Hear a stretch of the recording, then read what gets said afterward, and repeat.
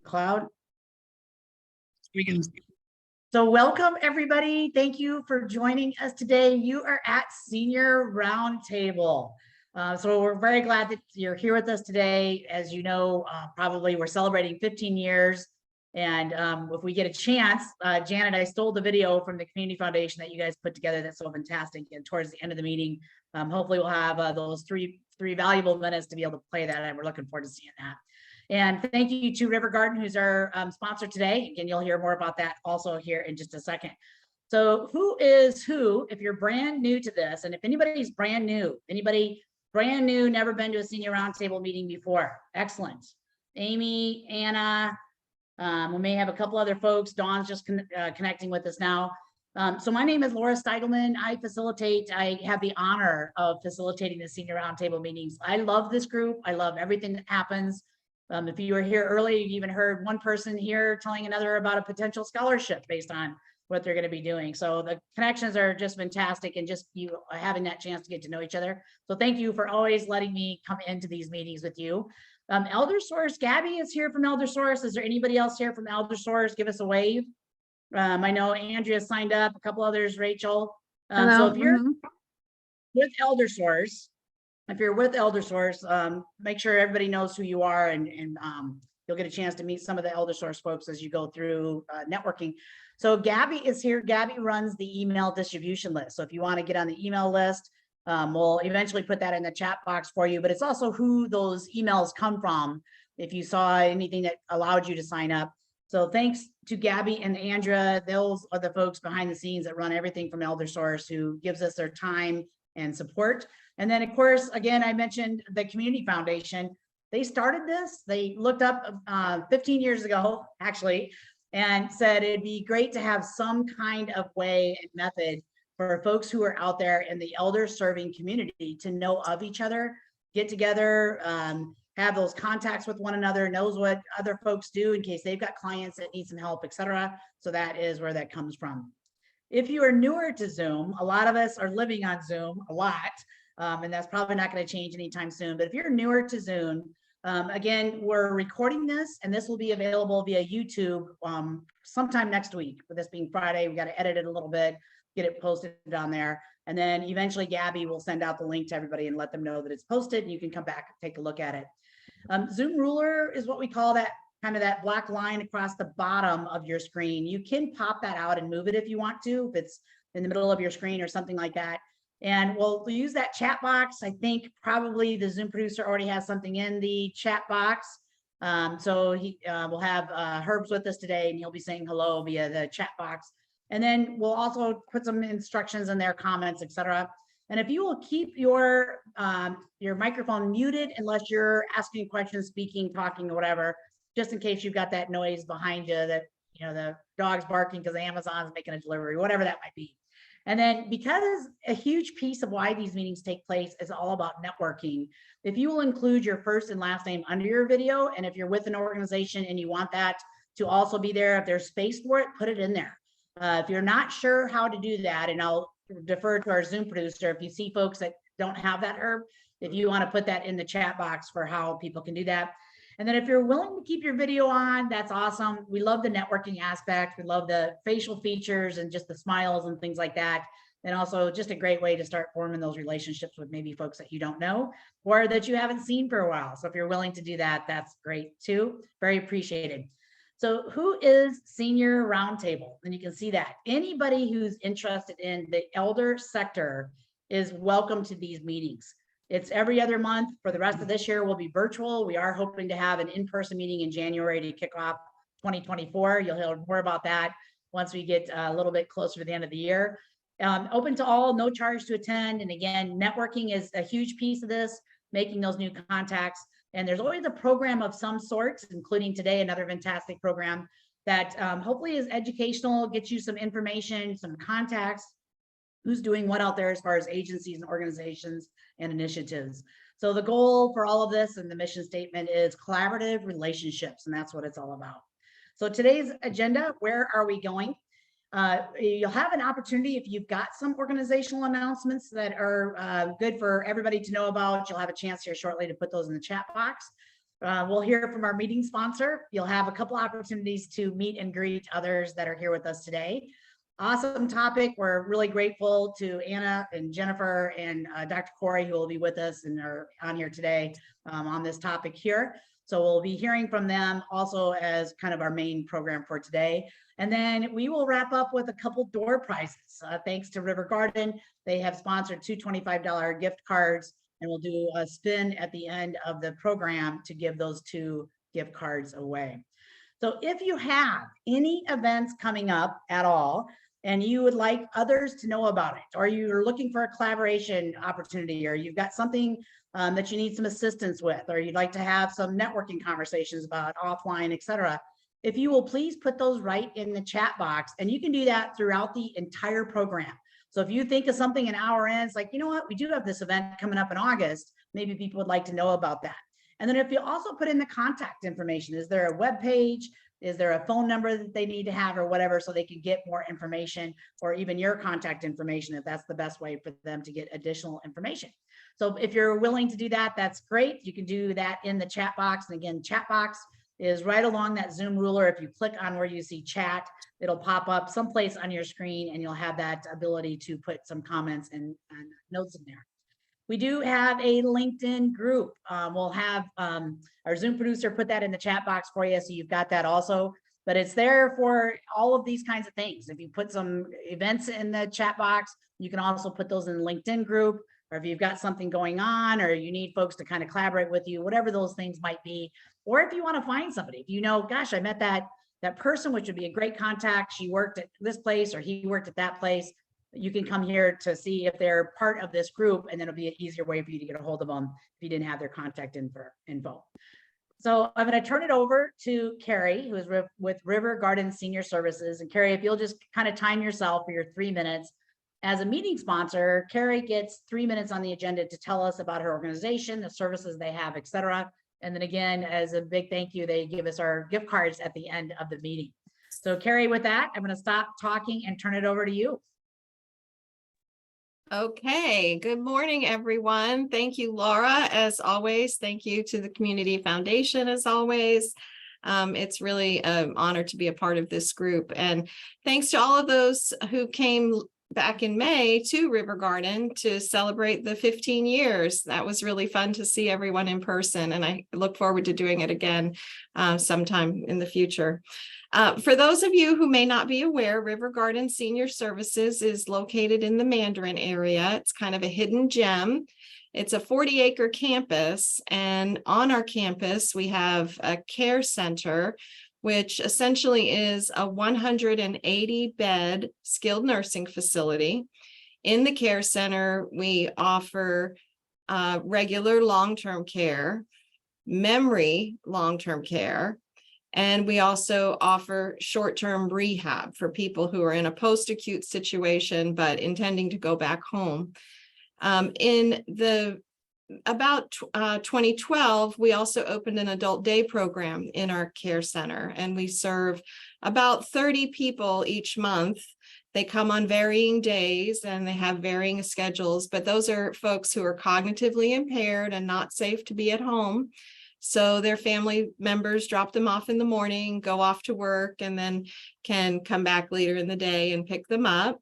So if you need information about any of our care center offerings, let us know. Let me know. I can connect you. I don't do a lot of outside marketing like that, but we do have a presence, and we do like people to request River Garden. We help a lot of the assisted living facilities with care for their residents, and are proud to do that. And we help people of all faiths, even though we are officially a Hebrew home. It's really just a wonderful place to be. We also have on our campus 80 individual patio home apartments, and those are independent living. So the spectrum of care does not include an assisted living facility. Those 80 independent apartments are strictly for singles or couples, excuse me, 62 plus. They have to be 62 plus. They are monthly rentals. There's no buy-in fee. There's no community fee. There's no big equity purchase, anything like that. So a lot of times people like that option when they're just looking to rent. So those are all full at the moment, but we do offer tours and like to get people on waiting lists if they've got something on the horizon that they can see coming. We have community programs from time to time, and when we do, I try to get the word out via our Facebook events page. So connect with me on LinkedIn or our River Garden Senior Services Facebook page and stay in touch and watch what we do. It's really a wonderful place, a great culture here. And surprisingly, as a lot of people don't understand, we have a staff of about 350 people, which is our staff is what makes it all work and really gets the credit for the excellence we enjoy. So thank you for the opportunity.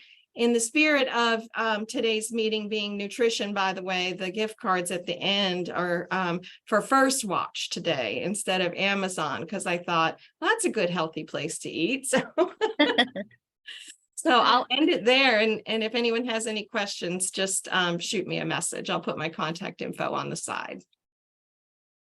Excellent. Carrie, thank you so much. And if you had a chance to go to the May in-person 15th year anniversary, we were lucky enough to have it at River Garden, and they were just the most amazing hosts. They provided an awesome breakfast, facilities, equipment, everything. It was just really a pleasure. So Carrie, thank you. And then being willing to be a sponsor today. So very appreciative. So thank you very much. And then, yeah, Carrie, if you'll put your contact information in there, please reach out to Carrie if you have any questions or if she can help you with anything.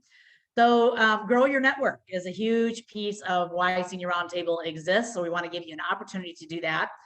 We'll have 2 rounds. Let me share with you a little bit of information about what you'll get a chance to do in those rooms.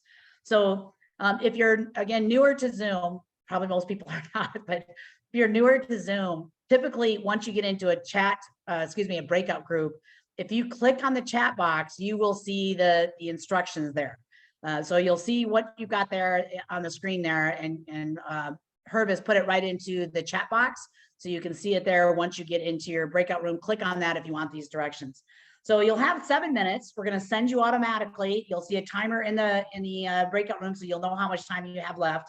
And it's just an opportunity to say hello to folks maybe you haven't seen, hopefully some new folks to add to your network. And the couple of things that we'd like you to do is share about yourself, your organization, if you're working someplace, etc. Something fun you've done this summer. And for a room leader, and the room leader's role really is just to make sure everybody gets a chance to talk and share and introduce themselves. Whoever got up the earliest today, we'll just ask you to kind of keep an eye on things. And if we're running out of time and you still have 1 person or 2 people to talk, to make sure they get that opportunity to do that. And then when you come back, we'll mix up the groups again and send you back out and hopefully get, again, some new folks to add to your network. So with that, we are going to send you into the breakout group. We will see you back here in 7 minutes.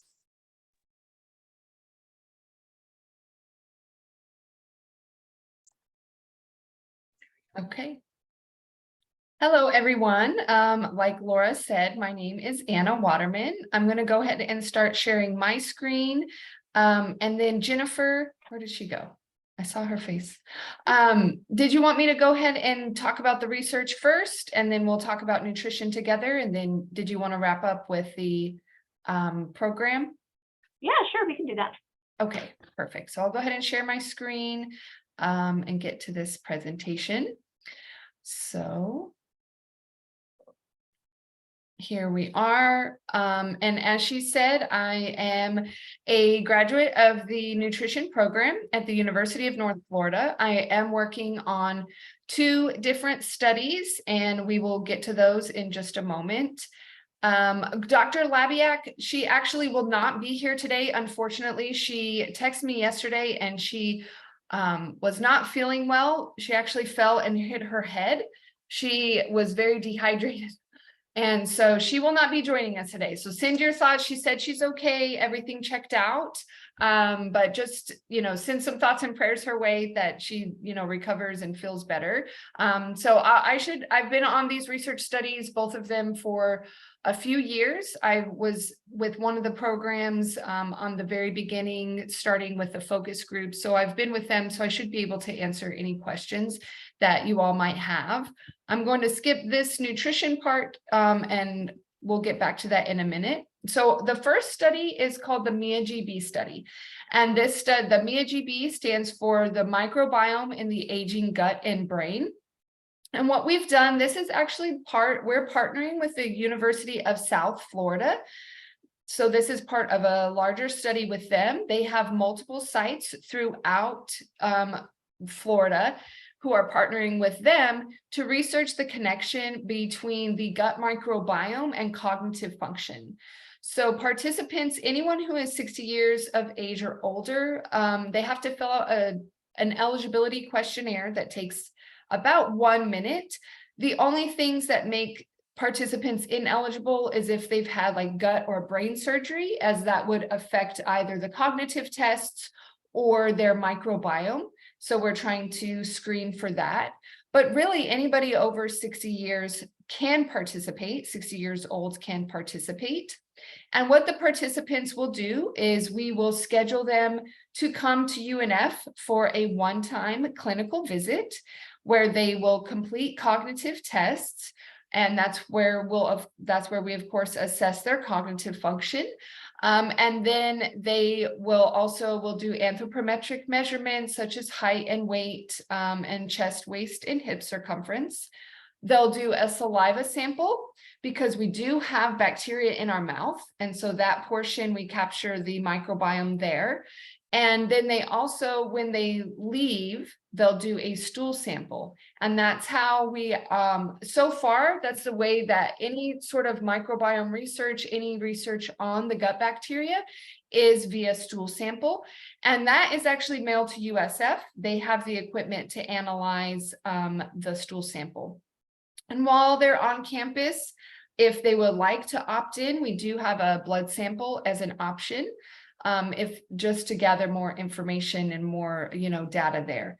So the other thing is though, if you are working on site, actually Carrie, we were just at the Coves at River Garden because we presented there a few weeks ago and we had participants agree to participate, and we actually went out to the Coves and did the assessments there. So if you are working at a facility where there's a large group of seniors and they may not travel well, we know that this population, some of them don't drive, and we have, even navigating UNF sometimes can be a little difficult for them. So we can come to them as long as we get at least 3 participants, then we can actually go to you and do everything that our clinical visit would usually consist of: the blood draw, the saliva sample, and all those different tests. So I did explain the clinical visit of what would be performed there. And then post-visit, they send the stool sample and complete a dietary recall. Because we are researching in the nutrition department. So we are trying to capture dietary information from the participants. And for participating, they do receive a $25 Amazon gift card that they would receive via email. And there was something, though, with the dietary, I did want to say already, based on the research that we've gathered, as this study has been going on for about a year and a little bit longer at USF itself, they have already been able to connect the health of the microbiome or the distribution of the bacteria there to cognitive function. They can predict with about 90% accuracy based on the distribution of the microbiome if someone is at risk for developing Alzheimer's or dementia, which is incredible research. The other side of it with our nutrition arm is we've discovered that based on either a healthy eating index or something that's called the dietary inflammatory index, which ranks foods on kind of an inflammatory scale. For participants who are eating less inflammatory foods, their cognitive function was actually higher. And participants who are eating more inflammatory foods, think about high in saturated fats, fried foods, trans fats, their cognitive function was actually a little bit lower. So it's exciting to see this research come to life and see how eventually we can incorporate that into interventions, and, kind of prescribe diets, or dietary, patterns that could help defend against Alzheimer's and dementia.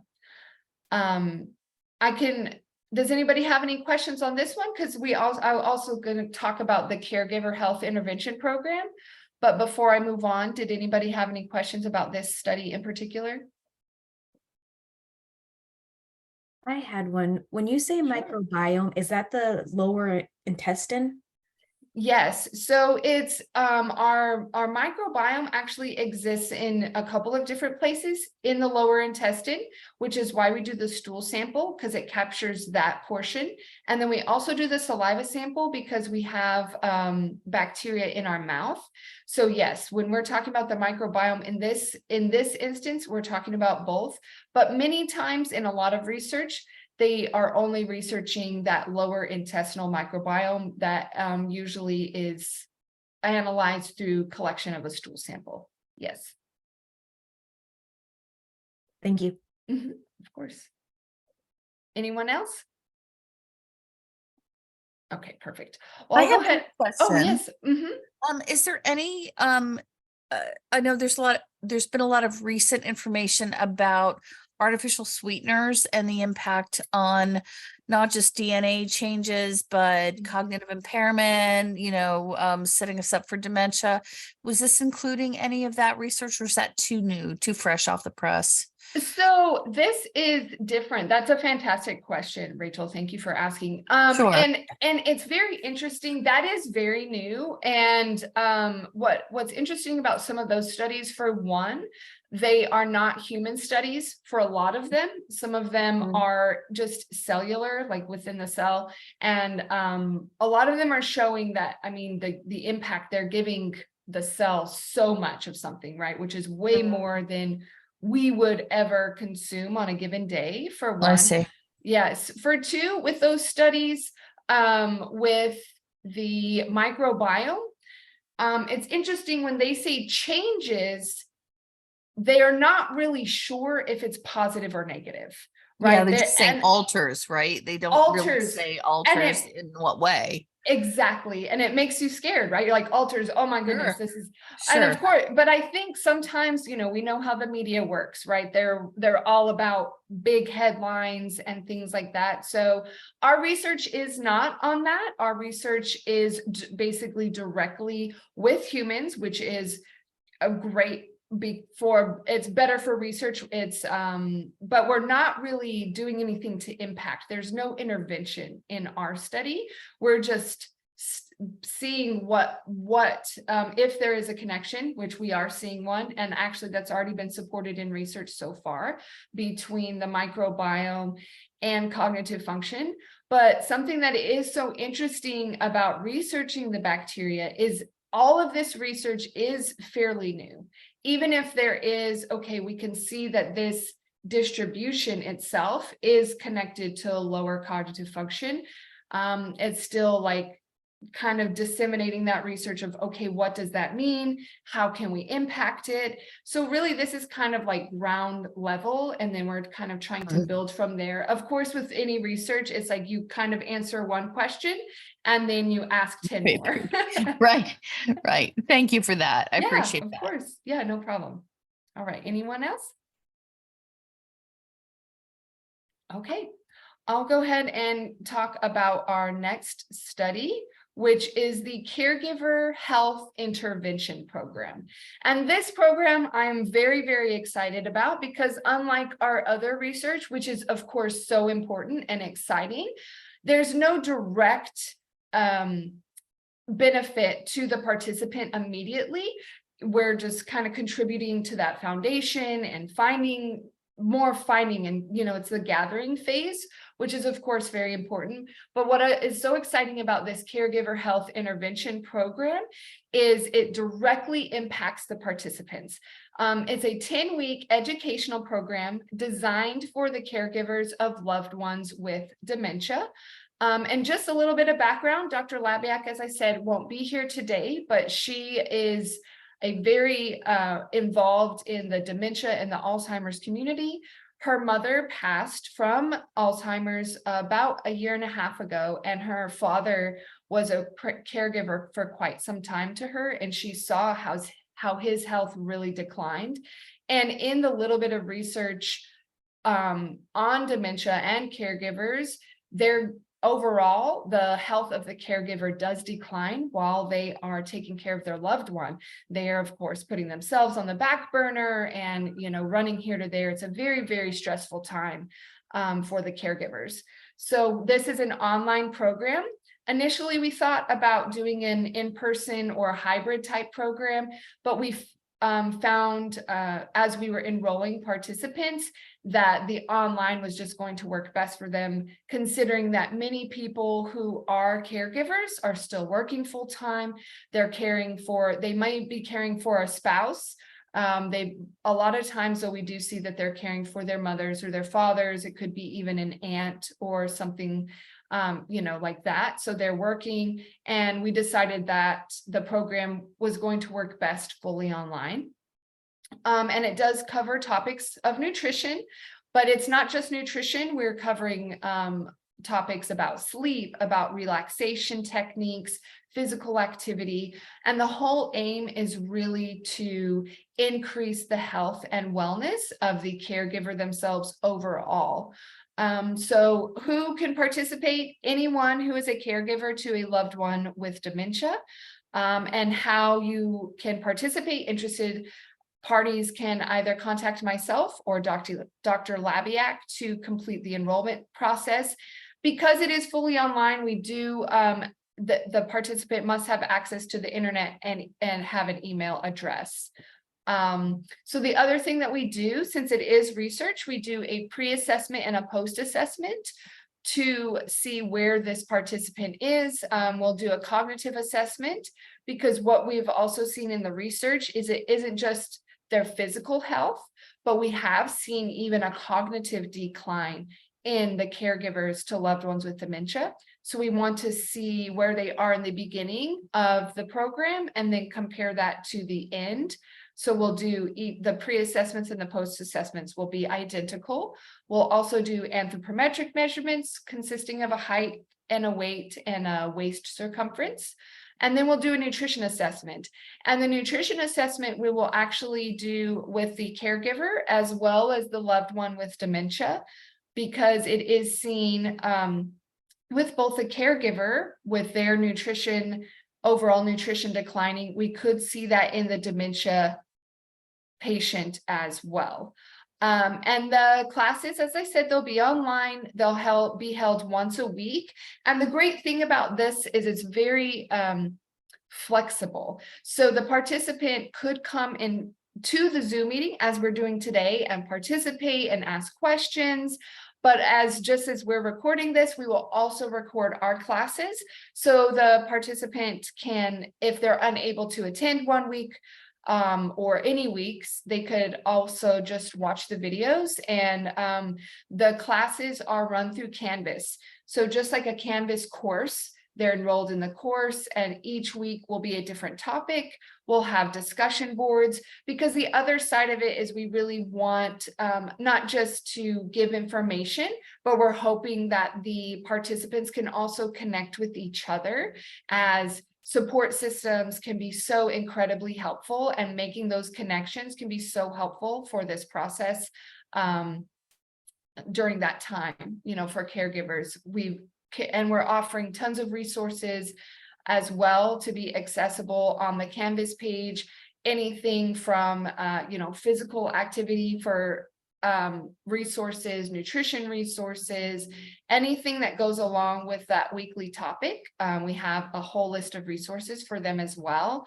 And then compensation after the post-assessment, the caregiver will receive a $20 gift card, and then after the pre-assessment and the post-assessment, so they'll receive $40 total in gift cards, one after the pre and one after the post. So I think that's all I had on for those to explain those two. I can share these slides as well. I was going to tell you, Laura, I can share this. So if you would like to share these slides, it has all of our contact information as well as the website for the MIA-GB study, and also all the contact information for the caregiver health program. And let me see, I do see in the chat. Oh, yes. Thank you so much. Yes. So there are the flyers. Thank you so much for sharing those in the chat. The flyers for both the programs were just shared in the chat. So if you have any questions or if you're interested in participating, or again, if you have if you are at a facility where there are a lot of seniors living or just there regularly, we can always come and speak to them and see if they're interested, because we can go for the MIA-GB study, we can go and do participant appointments, assessments on your campus, or if you have a large, I think one of the people in my group that you were saying you work with people who are looking for care, long-term care for their loved ones with dementia. So if you would like to share this information with those people, that would be wonderful. Jennifer, is this a rotating open enrollment next opening? Great question. So for the MIA-GB study, it's ongoing. We're recruiting and we're doing this regularly through probably over the next year at least. For the caregiver health intervention program, that is a fantastic question, because it's actually, we are enrolling right now, and the 10-week course starts September 5th. So it's the Tuesday after Labor Day, and it'll run for 10 weeks. So if they would like to, if you know somebody who would like to enroll, we would like to enroll them as soon as possible. We will also be performing the pre-assessments the last 2 weeks of August. So that is a fantastic question. Let me see those dates. Yes, so the pre-assessments for the caregiver program are the week of the 17th and the 24th. Oh, yes, thank you. Thank you, Laura. She said she'll send all the flyers out to everyone next week, along with the link. Perfect. Okay. Anna, are there any geographical limitations to where caregivers can be for those that are participating in your program? Since it is virtual, is it anybody that can log in no matter what area they live in? Is it limited to Florida? What kind of geographic limitations do you have? Yes, so that is a fantastic question, Jennifer. Thank you. So unfortunately, we would love, eventually what we would like to do is expand. This is the pilot study. So this is the very first time we're doing this program. We would love to expand to other areas since it is on Zoom. The only downside is we do have those pre and post assessments. So we would need them to be at least local or close enough to where they could come to, we have a sister site. It's off of Bay Meadows. It's a University of North Florida site. It's not directly on the campus, but it is a University of North Florida site where we will be doing the pre and post assessments. So if they were close enough to where they could attend those assessments, then they could be accommodated. But hopefully once this program, we can see, good things coming, caregiver making a good impact. We would love to expand. And then hopefully what we would do is have somebody, if it was in another state, say Georgia, just across the line, if we could connect with somebody there who could do the pre and post assessments, then we could definitely expand to be outside of the Jacksonville area. Great question. Thank you. All right. Anyone else? Okay. So I think we wanted to cover a little bit about nutrition itself. I have quite a few slides. I don't think we'll be able to get through all of them today. I wasn't exactly sure, exactly sure how time would be. And I know Jennifer still needs to speak about her program, but we can kind of talk about this together. She had some information that was very similar to the information that I was going to present specifically about nutrition related to seniors. So I'll go ahead and kick that off. Is that okay, Jennifer? We can kind of just tag team and talk about this stuff here. Yeah, absolutely. So the main topic of today's class or today's meeting is about nutrition needs of seniors. And so we have a little bit of a snapshot of senior nutritional needs. And the baseline of the information that we're getting or that we're presenting today is from the U.S. Department of Agriculture. And so they have a worksheet that is healthy eating for older adults. And so that is what the topics that we are focusing on today. And so some of the things that happen as we age for seniors is that we have less needs for calories, right? So we still need some calories, but over time those needs go down. And so that is a problem when it comes to weight management, right? At the same time, on the flip side of that coin, we also need more nutrients. So over time, as we age, we need more nutrient-dense food and less calorie-dense food. There are outside factors that contribute to these, but we want to make every bite count. So if we can focus on foods that are extremely nutrient-dense, that are low calorie, then that will be something that will help us nourish our seniors well. Absolutely. And just to go with the calorie needs decreased. So one of the reasons why that is as we age, our muscle, a lot of older adults may experience sarcopenia, which is a decrease in muscle mass. And even if it doesn't go all the way to that diagnosable sarcopenia, because of that decrease in muscle mass, that's why the calorie needs decrease. And just like Jennifer said, it's such an interesting coin toss because you have one side where your calories are lower, but you still may need more nutrients. And we'll get to that on the next slide. But this talks a little bit about what the overall needs may be for male and females. And this is all for the ages of 51 and older. But of course, still, no matter what age you are, your calorie needs will vary depending on your activity level. All right, and some of those nutrients that we need more of that we briefly mentioned are things like protein, vitamin D, and calcium.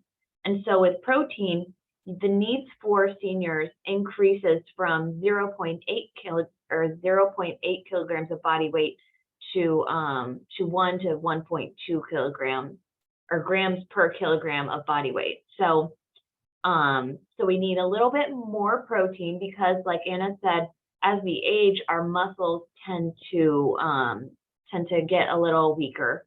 And so we need more protein to help slow that process down, to help us maintain our muscle mass. And protein will do that. And then also, one of the things that is becoming more and more popular is plant-based proteins. So you don't have to necessarily put more meat on the plate. You can choose things like quinoa that is a complete protein, but it's also a grain. And so having a good understanding of what plant sources have a good source of protein will help, because it's not just a big pile of meat on your plate. You want to have a little bit of variety, right? And also, if you consume a lot of meat, another risk that you take is consuming a lot of saturated fats, which, as Anna said earlier, is a high inflammatory food. And so we want to reduce the amount of saturated fats that we are consuming. Vitamin D is also a very important nutrient that we need more of as we age. And so that is because vitamin D is vital for bone health. And so as we age, osteoporosis becomes a problem. And so what osteoporosis means is it literally means holy bones. The structure of your bones is getting weaker and weaker, and that makes you more likely to break a bone. And so the best way to increase your vitamin D intake is to get sunlight exposure. It's not even eating, right? So you can get exposure to sunlight, and that actually creates vitamin D in your skin. that ability to do that kind of decreases as we age, but we still get some good vitamin D from that. So some foods that have a lot of vitamin D are fatty fish, like salmon is a good one. And then we can also have vitamin D fortified foods. So you can get like milk that is extra vitamin D put in there. You can get nut milks that are fortified with vitamin D. And then also you can get, I've seen orange juice that has vitamin D fortification in it. So there's a lot of different things that you can do to increase your vitamin D intake. And then the other one that we have on here is calcium. And so calcium has to be present in order for you to absorb that vitamin D that you're eating. So you can eat all the vitamin D in the world, but you're not going to absorb as much of it if you don't have calcium to be paired with it. And so it is also really important for bone strength. And so some of the really good sources of calcium are dairy products.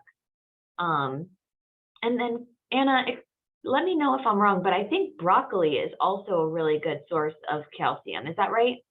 Yes. So, and that's why I put best sources, because it's interesting with dairy products versus, because broccoli and kale, spinach, but the reason why dairy is like the king for vitamin D is because it's more bioavailable to our bodies.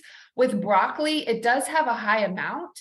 And also with spinach and like those green leafy vegetables, but the issue comes with it has like the oxalic acid and the phytic acid.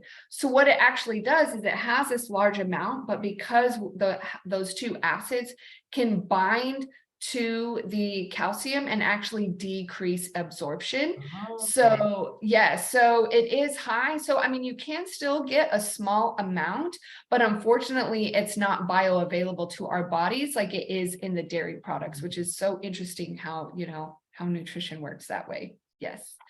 And then also with the increased nutrient needs, potassium, with many, with a lot of our senior population, they're on multiple medications. And sometimes with those medications that can decrease absorption of nutrients, or also it can increase excretion. So if a lot of, I bet everybody, if they talk to about 90% of the senior population, they probably are on blood pressure medications. And some of those blood pressure medications can increase the, what's the word I'm looking for? Excretion of potassium. And so that can be a problem because low potassium intake has been linked to increased risk of heart disease and stroke. So it's kind of the opposite effect of what you're looking for. And B12 so the importance of B12 is for energy metabolism and all kinds of different processes in the body. But the way we absorb it is through an intrinsic factor in our intestinal system. The problem is as we age, that decreases. So I don't know if you're seeing a pattern here, but as we age, certain things just kind of decrease. Our body just doesn't want to work as good as it used to. And so it's important to be aware of those certain things when you're thinking about your senior population and you're thinking about nutrition for them. Is some things their bodies just aren't doing as well as they used to. Absorbing B12 is one of those things. And then fiber also is very, very important for proper bowel function. And it's also linked. Better fiber intake is linked to a decrease in cancer and actually decreases your cholesterol levels. So fiber is a very, very important nutrient. But it's always important if you are talking to your seniors about increasing their fiber intake to increase their fluid intake, because it could have the opposite effect. And so that's something, we always want to preach. Please drink lots and lots of water if you're increasing your fiber. Awesome. And then some other factors with nutrition is, like Anna was talking about, is hydration. It's very important to be aware that older adults can lose some of their sense of thirst as we age. And so we want to encourage frequent water consumption, whether that's for you or somebody that you're caring for. When in doubt, drink a glass of water, right? We want to limit alcohol. And so in addition to a lot of the negative health effects that alcohol has, alcohol consumption increases your risk of falling. And then the American dietary guidelines also do not recommend alcohol consumption for seniors. So we want to limit alcohol, if not cut it all the way out. Meal enjoyment is a very important aspect of nutrition with seniors. A lot of seniors live alone and they have no one to share meals with. And so we want to make meal enjoyment or the taste of the meal as enjoyable as possible if they don't have somebody to share it with. And so whenever they don't enjoy their meals like that, it can just decrease the amount that they eat overall. And so we want to have seniors enjoy meals, particularly to get them out in a social setting, whether that is, a social club. Maybe there's a way that a group of seniors can get together. Even if they live alone, having like a weekly dinner party or something can help with that. And then the ability to chew is something that we need to pay attention to also whenever we're looking at nourishing seniors, because as we age, they can have some difficulty chewing and then also swallowing. And so that can cause some difficulty with consuming food. And so we want to encourage them to experiment with different foods to increase nutrient intake. And also with those outside factors, I'm sure many of you working with seniors have found out, seen the limitations on their income. If they may live on a fixed income, which could limit their ability to purchase food. The great thing is, I feel like there are many government programs that they may qualify for. They do have to, of course, apply to those. One of them is SNAP. There's Meals on Wheels, and actually at the University of North Florida, I'm not sure if you all are aware, but we have a program that's called the Meals on Wings program, and it is specifically designed for at-risk seniors, low-income seniors in our community. And what Meals on Wings, their primary agenda is they go to different hospitals or rehabilitation facilities that provide food, and they have left, many times there's leftover food. So they go there and they recover that food. They take this food that would have otherwise been thrown out and they repackage it into these beautiful meals, and they take up to 5 meals to one single senior, and it's a really wonderful program. And I know the seniors, they just fill out a form so that we know that they need it, and they go and deliver those meals to them. So it's a really, really wonderful program. And I can also get you information on that if you are working with seniors who need nutritious food, because the other side of it, since they're recovering it from hospitals, it is nutritious. There's always vegetables, good protein, low sodium, checks all those boxes that you're really looking for the senior population.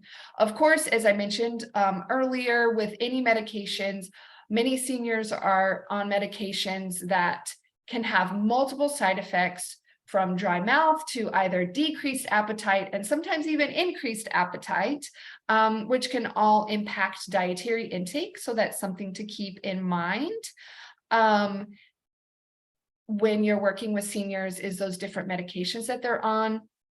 And food safety. With age also comes a decline in immune system, which I'm sure comes as no surprise, as I know you all are working with seniors.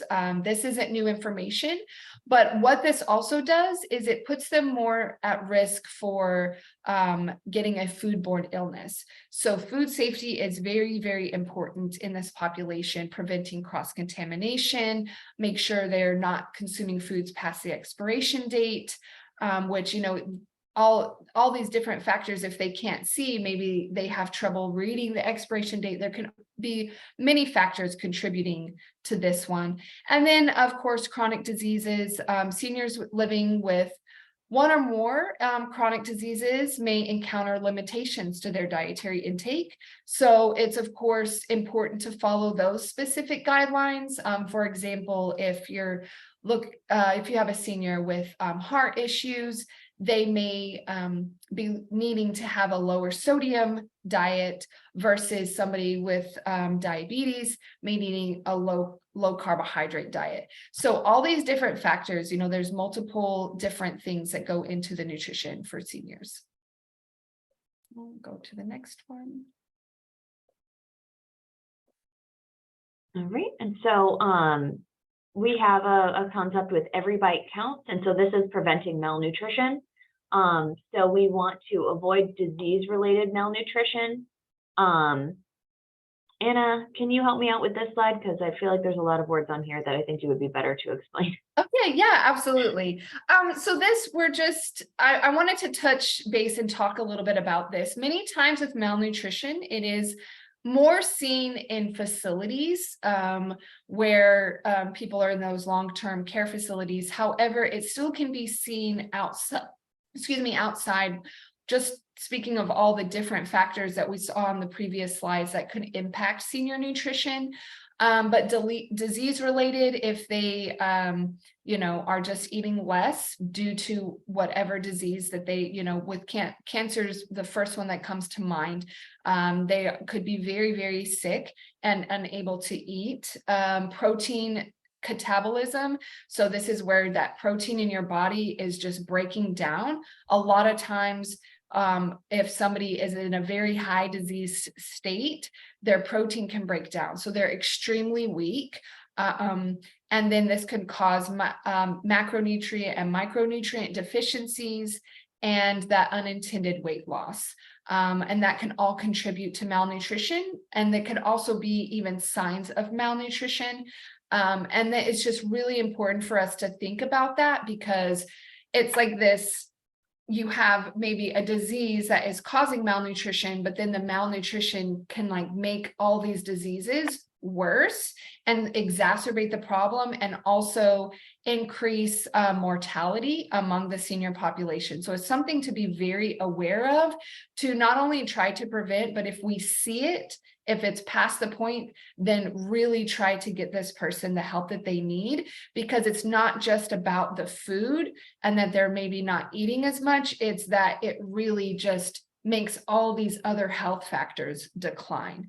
And this is just the same thing going along with that second one or the first one. And please, I think this last part is so important, to please seek professional help. If you see a patient of yours or someone in your facility or someone that you just see they're really declining, you know, really try to get them to see a registered dietitian who can help them kind of build that back up, as, like I said, it can just really have their overall health decline.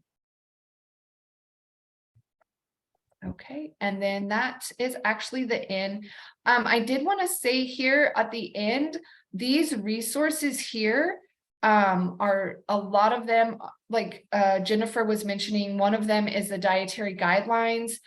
There's other really fantastic sources here if any of you want to go back and kind of review any of those. But I'll send this whole slide deck to Laura as well, so she can distribute it. But I'm going to go ahead, if I can get back to the full screen to stop sharing my screen. There we go.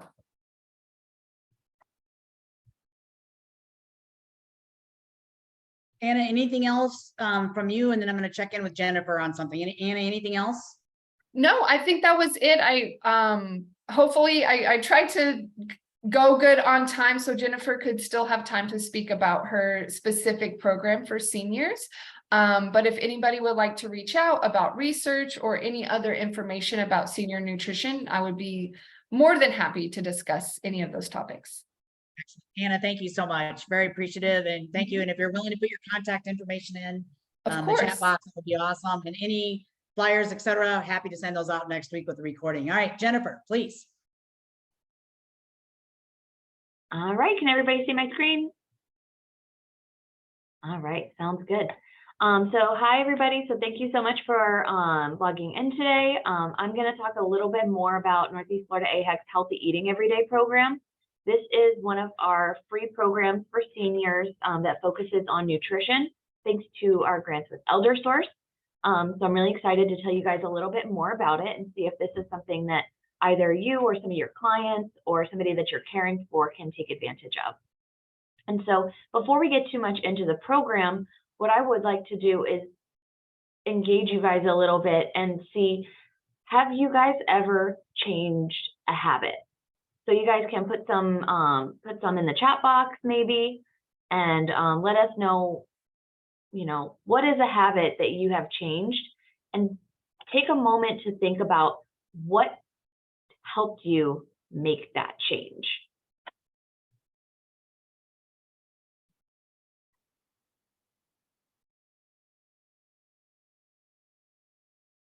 Okay.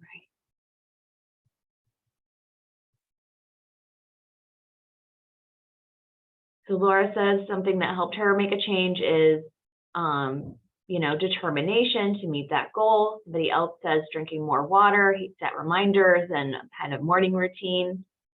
We had accountability and 21 days, which is another good thing where it takes at minimum 3 weeks to make a habit change.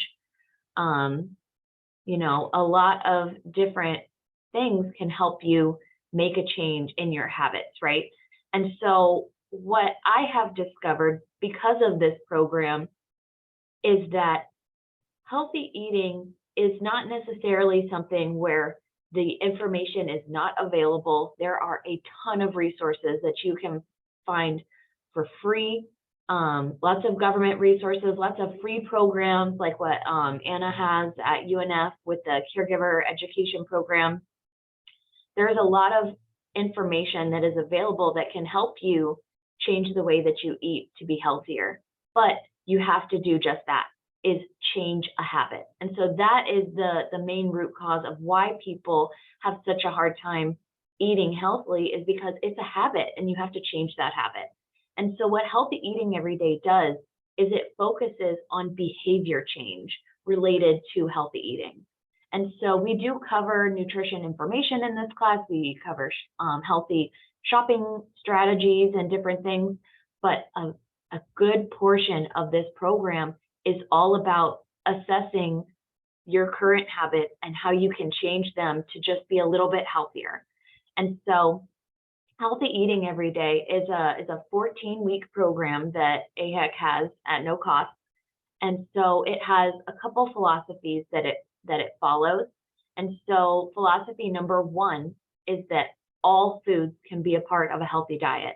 That can be carrots, that can be cake. Every food has a place in a healthy diet.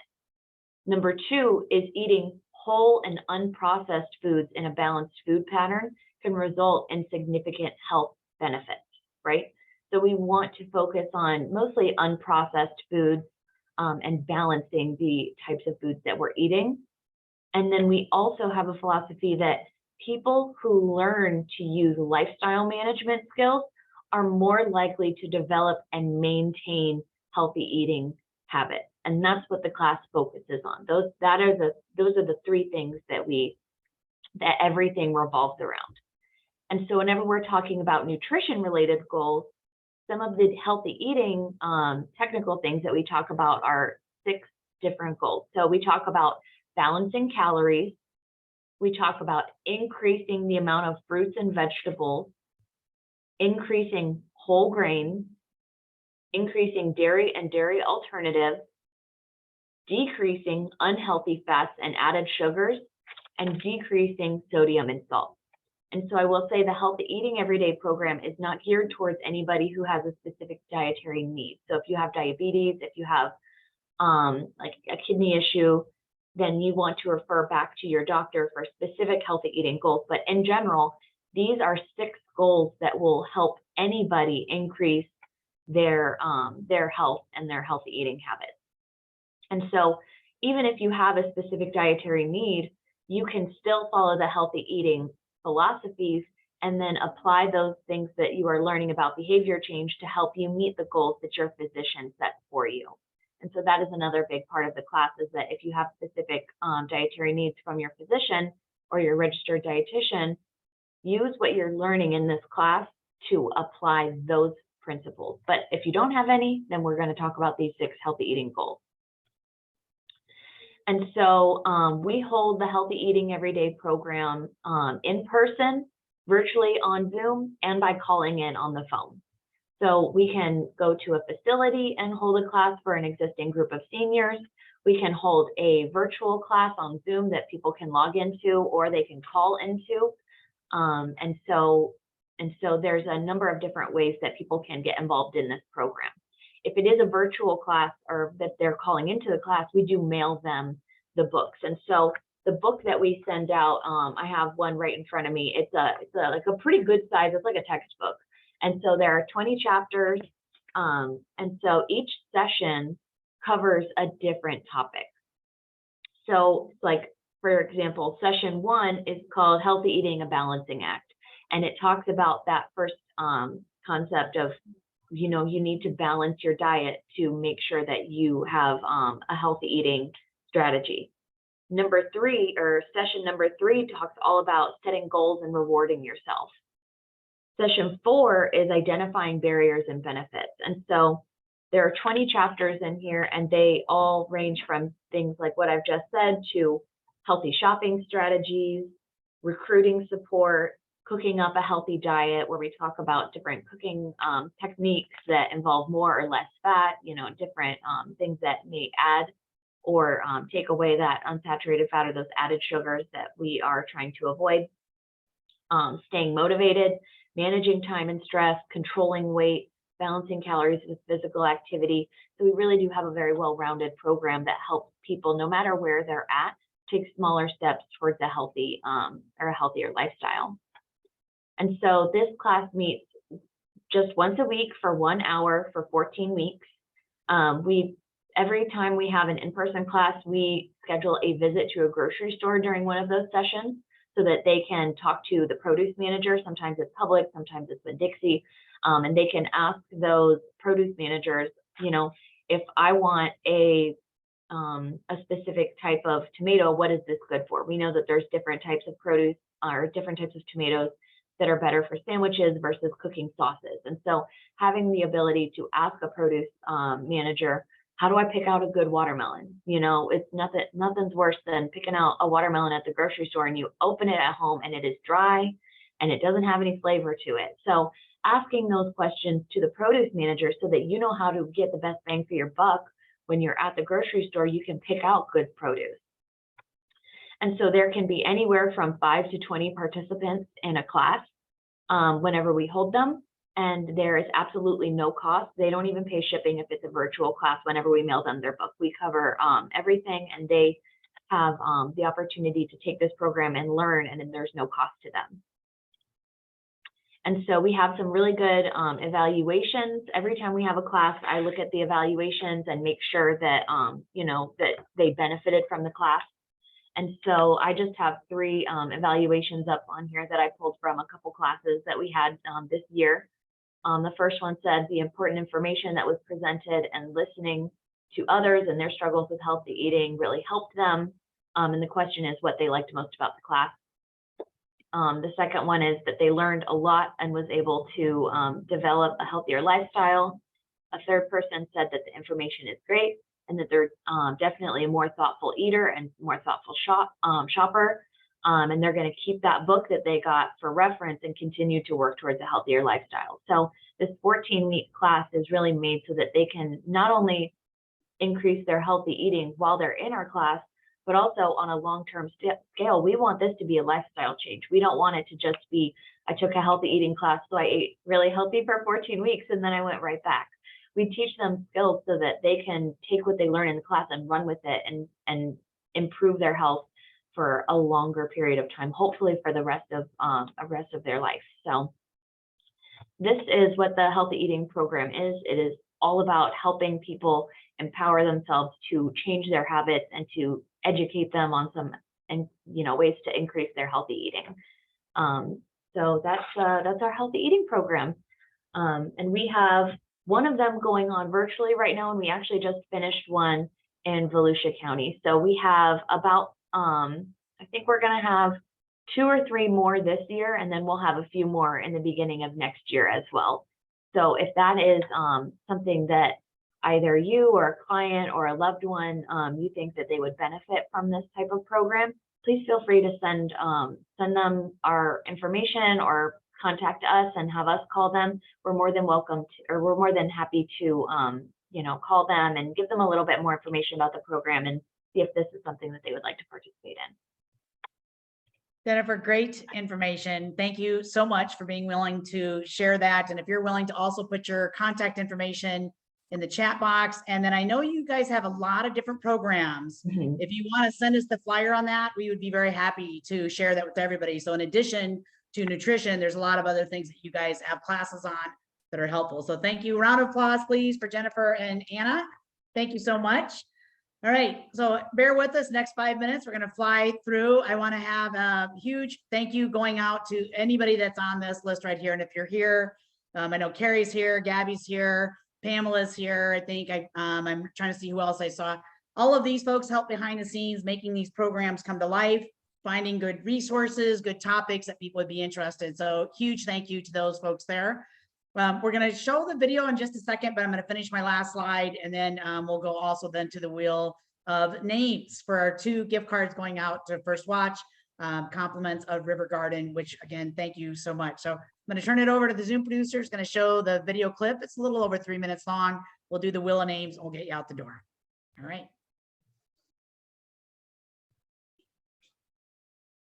I remember when Senior Roundtable was formed, and what we were doing and what another nonprofit was doing with their grant, we could be leveraging each other's work. Since that time, over the 15 years, we made a point of doing networking, but also provide a space for learning so that they could bring back that information to the people they serve.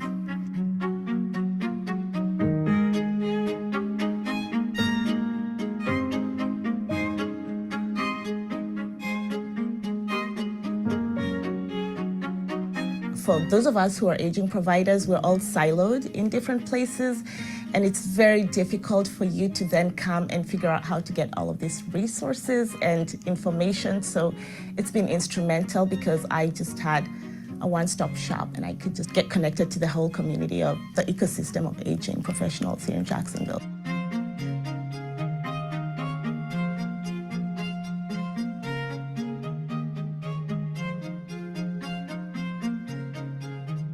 The Senior Roundtable has always had a variety of types of organizations and individuals participating. And I think that's what makes it different, because it takes a cross-sector group to really create change in a community. It's just a big concern of JEA to make sure that we focus on seniors and make life a little bit easier for them. And the benefit of the Senior Roundtable has been that I've connected with many groups that I didn't know of before. It takes a village to move this forward. My company is First Coast Aging in Place Solutions, and what we are is we're a community-based private practice, primarily providing occupational therapy services, but also care management services for seniors.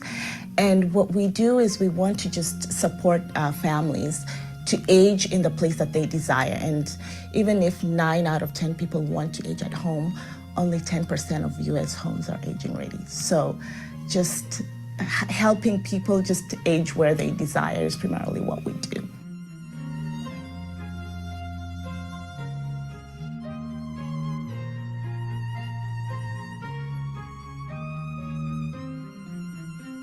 It's important to support older adults in Northeast Florida. They help build the community. Their family, their friends, their neighbors, their places of faith are in their communities. That's where they want to be. And just because they age, it doesn't mean they're without value. They continue to contribute. They continue to support the community. My mom is 91 years old. So with a 91-year-old mom, while she was here visiting me, she fell. Personally, if it hadn't been for my knowing what Senior Roundtable shared with me, I may not have known exactly where to turn. It was an amazing thing to have that resource. The Senior Roundtable has been a wonderful opportunity for the Community Foundation to stay abreast of important topics. It has really helped inform our work. We're looking at ways on how we can work together, learn together, leverage each other, all with the shared commitment to helping older adults and their caregivers in our community.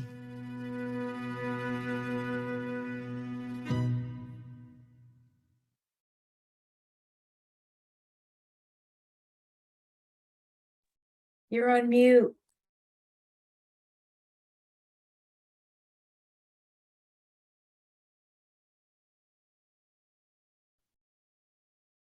Laura, you're on mute.